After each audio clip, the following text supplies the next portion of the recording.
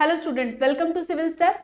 सो आज की क्लास में हम HP TGT नॉन मेडिकल 2018 में जो CDP का पेपर आया था हम वो डिस्कस करते हैं क्वेश्चन। तो चलिए स्टार्ट करते हैं आज की क्लास। पहला क्वेश्चन है which of the following informal system is most effective for socialisation. कौन सा निम्नलिखित में से कौन सी अनौपचारिक प्रणाली समाजीकरण के लिए सबसे प्रभावी है? बताइए। अनौपचारिक, इनफॉर्मल सिस्टम। इनफॉर्मल मतलब जहां रूल्स एंड रेगुलेशंस नहीं है। So let's start. क्या है? Church, public library, playground, family. What is the right option? Right option देखो, चर्च बिल्कुल भी नहीं, पब्लिक लाइब्रेरी ये भी नहीं आएगा, ठीक है। प्लेग्राउंड यस, जहां पर फ्रेंड्स होते हैं। Family is also informal, but उससे भी ज्यादा पीयर ग्रुप्स में जब बच्चे बहुत ज्यादा इंटरैक्ट करते हैं आउट ऑफ द होम, ठीक है, out of the home, that is playground. तो C is the right option, ठीक है, C is the right option. Next है the process for education of women in India was initiated by. The process for education of women किसने start किया? ठीक है, भारत में महिलाओं की शिक्षा की प्रक्रिया किसके द्वारा शुरू की गई थी? लॉर्ड डलहौजी, रॉबर्ट क्लाइव, राजा राम मोहन रॉय, ईश्वर चंद्र विद्यासागर। यस, क्या राइट ऑप्शन है? राइट ऑप्शन है हमारा D is the right option, ठीक है, ईश्वर चंद्र विद्यासागर। तो इनके बारे में पढ़ लेते हैं। Ishwar Chandra Vidyasagar open school for girls and broad significant reforms. लड़कियों के लिए स्कूल खोले और reform in the education, because of reform in the education sector by bringing justice and equality for the women. ठीक है, वुमेन को प्रॉपर जस्टिस एंड क्या हो, इक्वालिटी मिले थ्रू एजुकेशन, ठीक है। So right option is Ishwar Chandra Vidyasagar. Next है हमारा question, which of the following domains do the emotions belong to. हमारे इमोशंस कौन सी डोमेन से बिलोंग करते हैं? Cognitive, affective, motivational, all of this. Yes, what is the right option? हमारे emotions किससे कनेक्ट होते हैं बताइए? Cognitive is related to thinking, ठीक है, तो ये तो थिंकिंग का पार्ट आ गया, right. Affective is related to emotions, ठीक है, ये इमोशंस का पार्ट आ गया। Motivational, all of this. तो अफेक्टिव डोमेन जो है वो हमारे इमोशंस से रिलेट करती है। अगर यहाँ आता ना थिंकिंग, प्रॉब्लम सॉल्विंग, तब हम कॉग्निटिव लगाते, ठीक है। या अगर बॉडी फ्लेक्सिबिलिटी की बात होती, मोटर मूवमेंट्स की बात होती, तब हम कॉग्निटिव डोमेन लगाते, कॉग्निटिव, साइकोमोटर। बट अभी यहाँ नहीं है, तो कॉग्निटिव, अफेक्टिव और तीसरी होती है कॉग्निटिव, तीसरी होती है कॉग्निटिव डोमेन, कॉग्निटिव और साइकोमोटर, ठीक है, साइकोमोटर। क्लियर है? तो ये होता है जब हम बॉडी काइनेस्थेटिक की बात करते हैं, फ्लेक्सिबिलिटी की बात करते हैं, मोटर मूवमेंट्स की बात करते हैं, तब ये आता है, ठीक है। थिंकिंग के लिए कॉग्निटिव और इमोशंस के लिए अफेक्टिव। नेक्स्ट है the three dimensional theory of intelligence किसने दी बताइए? Three dimensional theory of intelligence, तीन डायमेंशंस की बात की, स्टर्नबर्ग, गार्डनर, गोलमैन या गिलफोर्ड। यस, तीन डायमेंशंस किसने दिया है? Sternberg. Very good, Sternberg, A is the right option. देख लेते हैं, स्टर्नबर्ग ने तीन डायमेंशंस की बात की, कौन कौन सी? एनालिटिकल इंटेलिजेंस, क्रिएटिव इंटेलिजेंस और प्रैक्टिकल इंटेलिजेंस, ठीक है।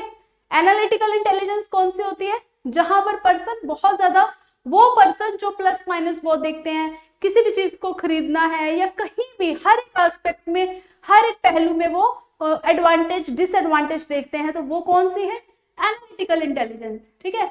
ऐसे बच्चे जो है वो एकेडमिक्स में अच्छे होते हैं क्योंकि उनको रहता है कि कौन सी क्वेश्चन इंपॉर्टेंट है, कैसा पेपर मैं लिखूं तो मेरा पेपर अच्छा हो जाएगा, तो मतलब एनालिटिकल सोच है बहुत ज्यादा, ठीक है, academic problem solving and competition, ठीक है। देन क्रिएटिव, जो बहुत इमेजिनेटिव होते हैं, राइट, एंड इनोवेटिव होते हैं, तो वो क्रिएटिव इंटेलिजेंस में आते हैं। देन प्रैक्टिकल इंटेलिजेंस में स्ट्रीट स्मार्ट और कॉमन सेंस की बात होती है, जो लोग बिजनेस स्मार्ट होते हैं, ठीक है, कैसे लोगों को कन्विंस कर देते हैं, तो वो क्या है? Practical intelligence. नेक्स्ट आता है the most basic category in Maslow hierarchy, Maslow की नीड हायरार्की में बताना है कौन सी कैटेगरी है बिलोंगिंगनेस बेसिक कैटेगरी, मतलब जो सबसे फर्स्ट नंबर पे कैटेगरी आती है, बताइए बिलोंगिंगनेस, लव, फिजियोलॉजिकल या सोशल? क्या ऑप्शन आएगा इसका? राइट ऑप्शन, राइट ऑप्शन है हमारा फिजियोलॉजिकल। फिजियोलॉजिकल क्यों है, हम इसकी नीड्स को देखते हैं, हायरार्की को। तो बेसिकली फिजियोलॉजिकल सबसे पहले फूड, वाटर, हमारे सर्वाइवल के लिए जो हमें चाहिए, राइट, वो आता है इसमें। फिर आता है सेफ्टी नीड, सेफ्टी में क्या आता है, अब सेफ, हमें खाना मिल गया, ठीक है, खाना सर्वाइवल के लिए, अब हमें छत भी चाहिए, तो सेफ्टी नीड के लिए छत चाहिए, राइट, हमारी हेल्थ अच्छी हो, तो ये सारी चीजें। फिर इसके ऊपर हम उठते हैं कि अब हमें लोग भी चाहिए आसपास, ठीक है, जिनके साथ हमारा अपनापन हो, तो वो लव एंड बिलोंगिंगनेस में आ जाता है, ठीक है। फिर आता है सेल्फ एस्टीम, अब कोई रुतबा भी हो भाई, ठीक है, सोसाइटी में कि अच्छा अच्छे आप एक पोजीशन पे हो, that is your self esteem, ठीक है। अब आपने सब कुछ अचीव कर लिया, जब अब आपको फेम, नेम, मनी सब कुछ है, now you are contributing to the society and utilising your potential at its best, आप में जो क्वालिटी है, ठीक है, आप उसका बेस्ट यूज कर रहे हो सोसाइटी में, ठीक है, आप में जो भी स्किल है, जो भी हुनर है, तो वो सेल्फ एक्चुअलाइजेशन आती है, ठीक है। एक पॉइंट पे आके अब आप सेटिस्फाइड हो, अब आप लोगों को कंट्रीब्यूट तो इसमें भी कर रहे हो, पर यहाँ फेम, नेम, मनी बहुत कुछ माइंड में चलता है। एक पॉइंट आता है जहां पर अब आपको सिर्फ कंट्रीब्यूट करना है और अपने जो सीखा है अपनी लाइफ से उसको लोगों में बांटना है, that is the self actualisation, अपने पोटेंशियल का बेस्ट यूज करना, मैक्सिमम यूज करना, राइट। तो हमारा क्वेश्चन है कि बेसिक नीड कौन सी है, बेसिक पेपर में आता है तो फिजियोलॉजिकल, राइट। नेक्स्ट है learning disabled children perform very poorly, किसमें होते हैं वेरी पुअरली परफॉर्म, किसमें करते हैं, technical area, mechanical areas, academic areas, ये सभी बताइए। लर्निंग डिसेबल्ड टेक्निकल एरियाज में जरूरी तो नहीं है, ठीक है, टेक्निकली कई बच्चे अच्छे होते हैं, एकेडमिक्स में अच्छे नहीं होते, तो एकेडमिक्स में प्रॉब्लम आती है reading disability, writing disability, reading में उनको प्रॉब्लम आती है, राइटिंग में आती है, मैथमेटिक्स में आती है, तो एकेडमिक्स में कहीं ना कहीं प्रॉब्लम आती है। टेक्निकल और मैकेनिकल तो उनके ठीक होते हैं, ठीक है, ऐसा नहीं कह सकते, कुछ भी स्किल बेस्ड कुछ कराते हैं वहां वो ठीक है। एकेडमिक्स में प्रॉब्लम आती है, that is C option is the right option, ठीक है, C is the right option. Learning disabilities are neurological disorder, ठीक है, ब्रेन के कुछ हॉर्मोन्स जो है वो इम्बैलेंस होते हैं जिस वजह से ये प्रॉब्लम होती है, that affect the brain's ability to receive, process, store and respond to perform to information, respond to information. Children with learning disabilities में have trouble with reading, writing, maths और एकेडमिक प्रॉब्लम, ठीक है, तो basically उनको academics में दिक्कत होती है, बाकी चीजों में वो नॉर्मल होते हैं, राइट।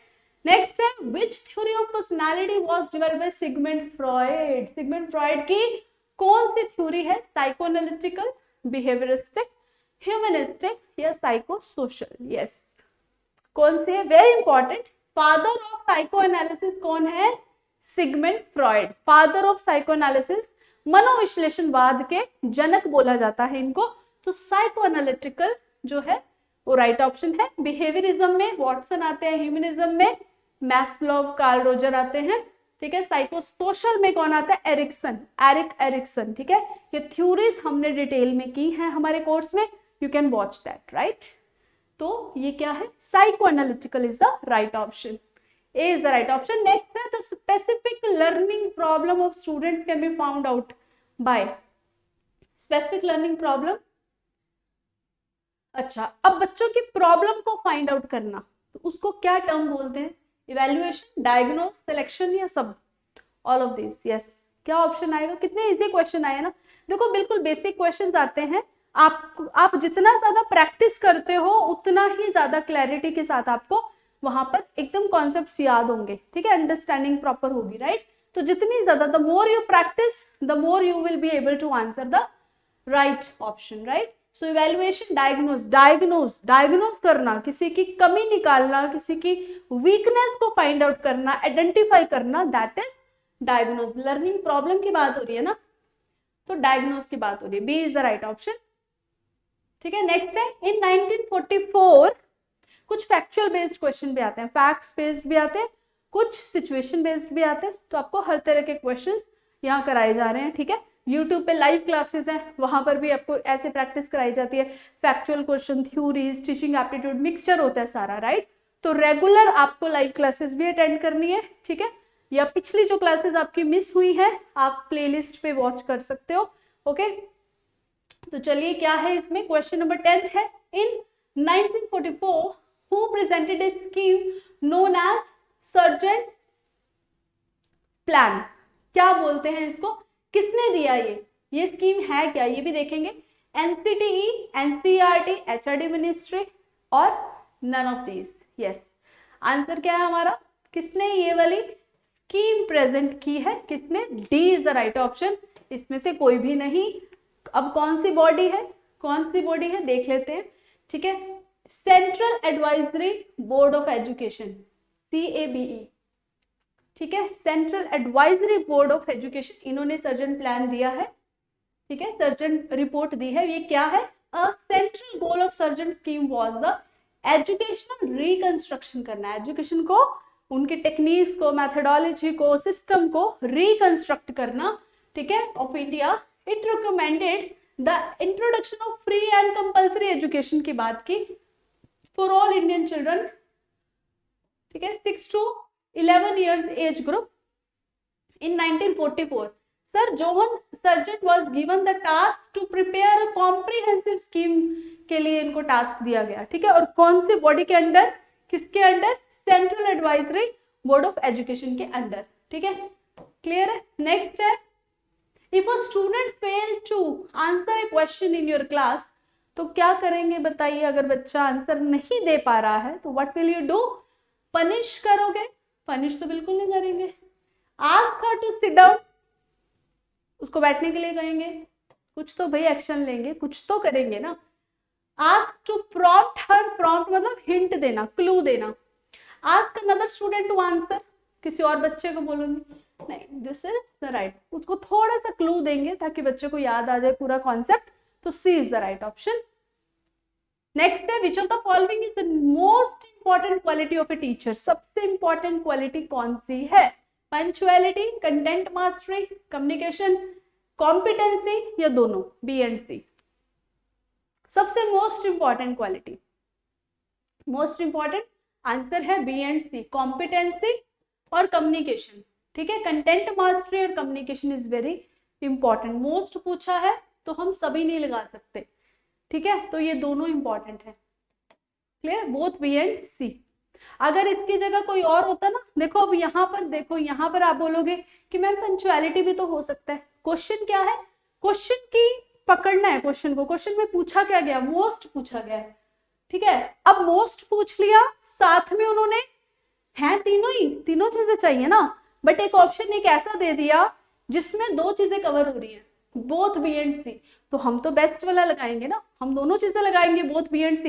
इसकी जगह कोई और सिंगल चीज दी होती तो हम वो भी देखते भी कौन सी इंपॉर्टेंट है, राइट, फिर एक होती कोई, राइट। अब उन्होंने both B and C option खुद ही दे दिया, तो definitely D is the right option, ठीक है। आपको क्वेश्चन को देखना है, मोस्ट पूछा है, या कंफ्यूज नहीं होना, ओके। नेक्स्ट है, micro teaching is useful for the students of, micro teaching की बात हो रही है यहाँ पे। माइक्रो टीचिंग बताइए, माइक्रो टीचिंग क्या है, जहां हम एक इन्वायरमेंट में, रियल लाइफ इन्वायरमेंट, जैसे कि हम किसी स्कूल में हम बच्चों को, 10 बच्चों को लेकर या 7-8 बच्चों को लेकर एक छोटा सा टॉपिक इंट्रोड्यूस करते हैं, that is the micro teaching, ठीक है। मेजर जो होता है बेसिकली पूरी क्लास को पढ़ाने के बजाय थोड़े से बच्चों के साथ हम एक माइक्रो टीचिंग प्रैक्टिस करते हैं। तो बताइए प्राइमरी क्लास के लिए जरूरी है, हायर क्लास के लिए, दोनों के लिए, या किसी के लिए भी नहीं, दोनों के लिए, चाहे प्राइमरी हो चाहे सेकेंडरी हो, बोथ ए एंड बी, ठीक है। माइक्रो टीचिंग तो कहीं पे प्रैक्टिस कर सकते हैं।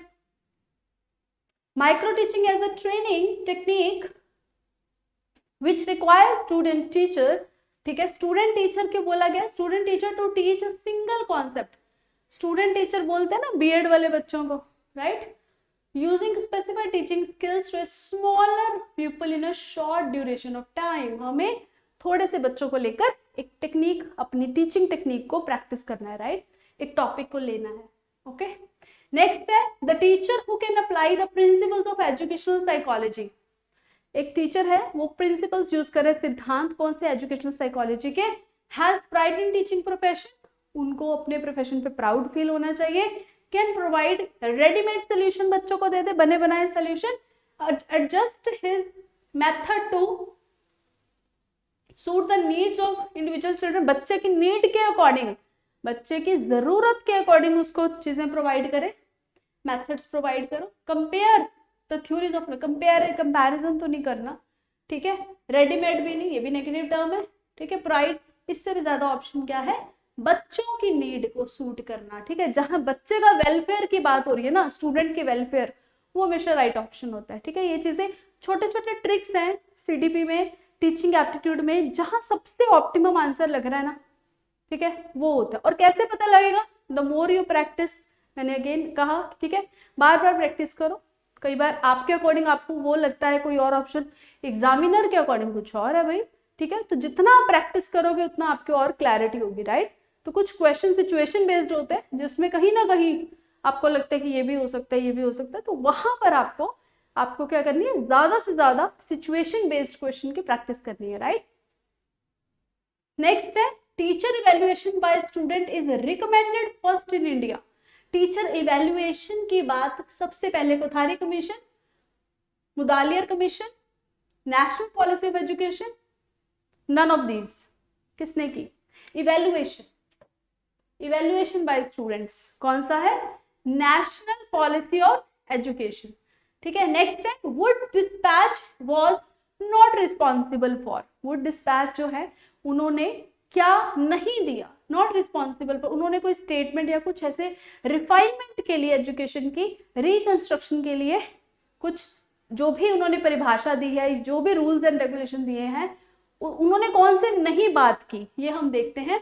Religious education, establishment of universities, creation of educational department, grant in aid system, किस चीज की बात नहीं की है, वो है रिलीजियस एजुकेशन की बात नहीं की, बाकी तीनों बात की है। एस्टेब्लिशमेंट की बात की, यूनिवर्सिटीज एस्टेब्लिश की जाए, और कहा है उन्होंने एजुकेशन डिपार्टमेंट अच्छे से क्रिएट किए जाएं, ठीक है, और ग्रांट इन एड सिस्टम की बात की गई है। तो basically A is right option, religious education की बात नहीं की है। बेसिकली उन्होंने क्या बोला है, to check the availability of input material, ठीक है, मटेरियल सारे चेक करो स्कूल्स में, ठीक है, और फिर उनको बोला गया to ensure the availability of all production inspections aid, देखो कौन सी है, ठीक है, इंस्पेक्शन के लिए, to obtain the requisite drawing specification, material list, ये सारी चीजों की बात, ग्रांट इन एड की बात की है, राइट।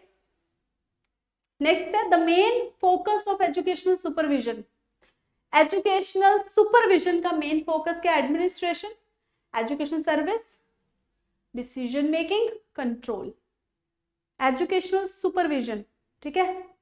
शैक्षिक पर्यवेक्षण का मुख्य फोकस क्या है, एजुकेशन बेस्ट देना, सर्विस, एजुकेशनल सर्विस, ठीक है, क्लियर है। एजुकेशनल सर्विस अच्छी है तो ये चीजें आपस में अपने आप ही ये बीच में आ जाती है, ठीक है। ब्रॉडर पर्सपेक्टिव की हमने बात करनी, educational service is more important, ठीक है, B is right option. The main form of educational technology, main form बतानी है एजुकेशनल टेक्नोलॉजी की, training technology, teaching technology, instructional technology, all of above, yes, क्या है main form of educational technology, what is the right option, instructional technology, ठीक है, ये ज्यादा important है।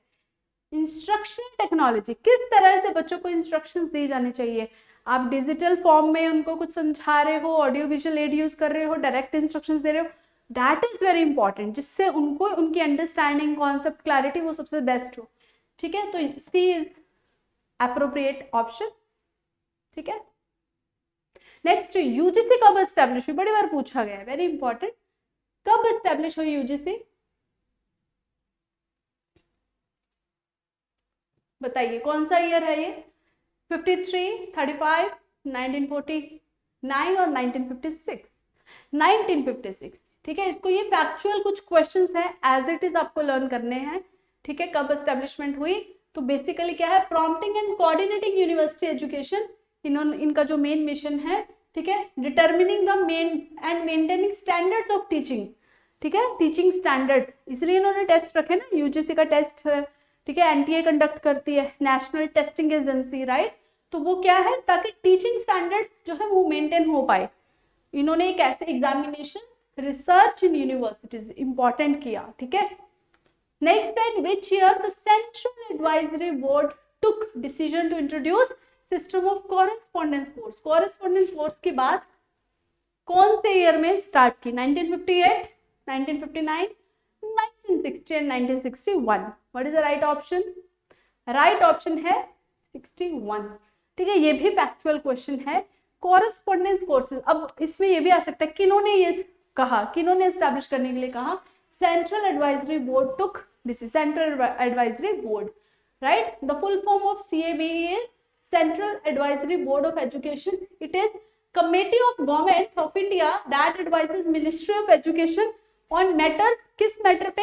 एजुकेशन एंड एजुकेशन पॉलिसी पे इन्होंने बात की, ठीक है।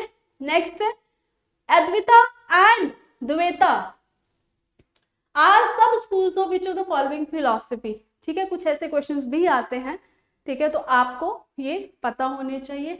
कुछ आपको डायरेक्ट फैक्चुअल लर्निंग भी करनी है, ठीक है। कुछ ऐसा पॉइंट्स, जो द्वैता क्या है? डुअलिटी।